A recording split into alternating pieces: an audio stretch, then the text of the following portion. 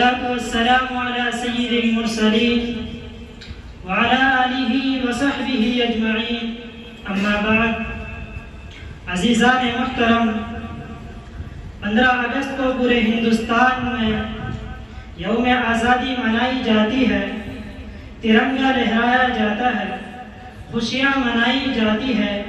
یہ دن اور اس کی خوشیاں جو ملک کو نصیب ہوئی وہ اس وجہ کہ ہمارے اکابر و اسلاف نے اس ملک کو آزاد کرانے کے لیے جانوں کی بازی لگائی. اس لیے مناسب معلوم ہوتا ہے کہ 15 اگست کا مختصر تذکرہ کیا جائے اور میں اس تذکرے کو اسلامی سانچے میں ڈھال کر پیش کروں گا اور تجزیہ بھی کروں گا کیا واقعی ہمارا ملک آزاد ملک ہے.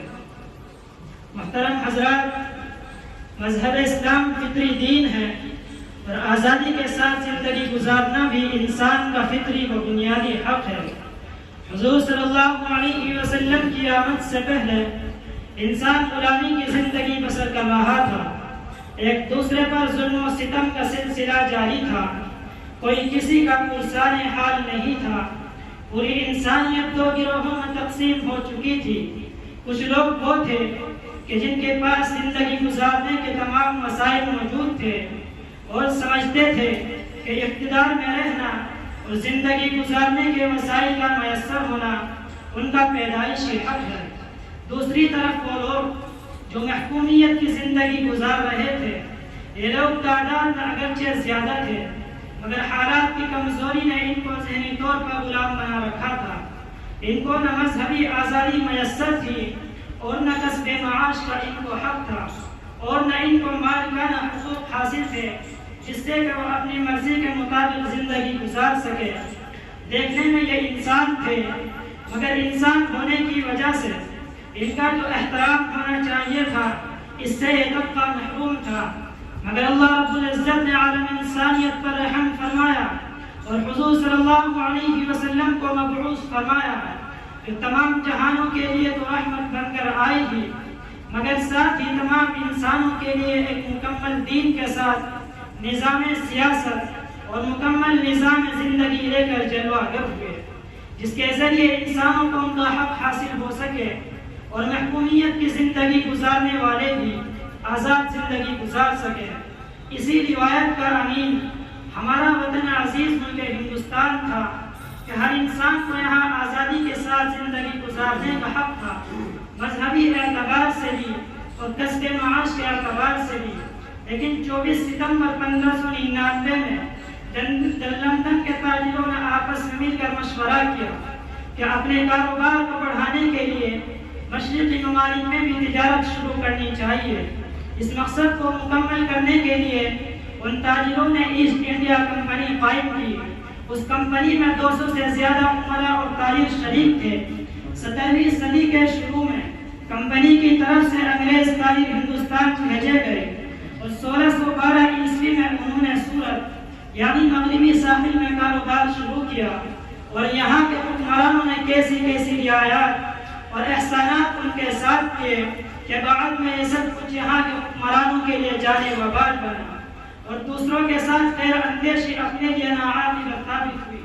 اور تاریخ ہند کی 3 صدی کا یہ سب سے سیاہ باب ہے کہ بیجا اعتماد نے وطن عزیز کو اپنے ہاتھوں سے نکال دیا اور ایسٹ انڈیا کمپنی کے بہانے انگریز ہندوستان آئے اور یہاں پر قابض ہوئے اور ہندوستانیوں کو اپنا غلام بنا لیا.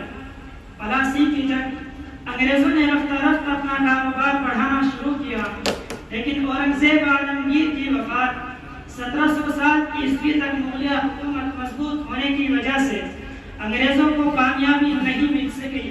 اورنگزیب کی وفات کے بعد جب دہلی جیسا مرکز کمزور پڑ گیا اور صوبوں میں طوائف الملوکی شروع ہوئی تو ایسٹ انڈیا کمپنی کو چاروں طرف پھیلنے کا موقع ملا جس کا افسوسناک سانحہ 1757 عیسوی میں پلاسی کے میدان میں دیکھنے کو ملا جب بنگال کے نواب سراج الدولہ کی فوجوں کو اپنوں کی سازش کا شکار ہو کر ایسٹ انڈیا کمپنی کی مٹھی بھر فوج سے شکست کا سامنا کرنا پڑا اور نواب سراج الدولہ کے ساتھ غداری کرنے والا میر جعفر تھا جس نے انگریزوں کی چاپلوسی کر کے نواب کو شکست کا سامنا کرایا. اس سانحہ سے نواب سراج الدولہ انگریز اس ملک پر قابض ہونا چاہتے ہیں، اس نے سب سے پہلا علم بغاوت انگریزوں کے خلاف سراج الدولہ نے بلند کیا اور سب سے پہلے مجاہد آزادی کہلائے۔ بکسر کی لڑائی، بکسر کے مقام پر 22 اکتوبر 1764 عیسوی کو انگریزوں سے زبردست جنگ ہوئی اور مغل بادشاہ شاہ عالم اور اودھ کے نواب شجاع الدولہ کو شکست ہوئی اور بنگال سے اودھ تک انگریزوں کی حکومت قائم ہو گئی۔ دوسرے نمبر پر انگریزوں کے خلاف علم بغاوت بلند کرنے والا مرد مجاہد شیر میسور ٹیپو سلطان ہے، اور ایسٹ انڈیا کمپنی کو سب سے زیادہ خطرہ ٹیپو سلطان سے ہی تھا، اس لیے انگریزوں نے ٹیپو سلطان کو راستے سے ہٹانے کے لیے پوری کوشش شروع کی۔ ٹیپو سلطان کے وزیر میر صادق سے انگریزوں نے خفیہ طور پر ہاتھ ملایا۔ میر صادق نے میر جعفر کی راہ اختیار کرتے ہوئے ٹیپو سلطان کو 1799 عیسوی میں شہید کرا دیا۔ ٹیپو سلطان کی شہادت کے بعد برطانوی اثرات چاروں طرف کو بہت تیزی سے پھیلتے گئے اور اسی زمانے میں دینی مدارس بڑی تعداد میں تباہ و برباد کیے گئے اور ایسٹ انڈیا کمپنی نے دہلی کی طرف قدم بڑھانے شروع کر دیے۔ دہلی کی مغلیہ حکومت آخری سانسیں لے رہی تھی۔ آخرکار 1803 عیسوی میں انگریزوں نے دہلی پر قبضہ کر لیا۔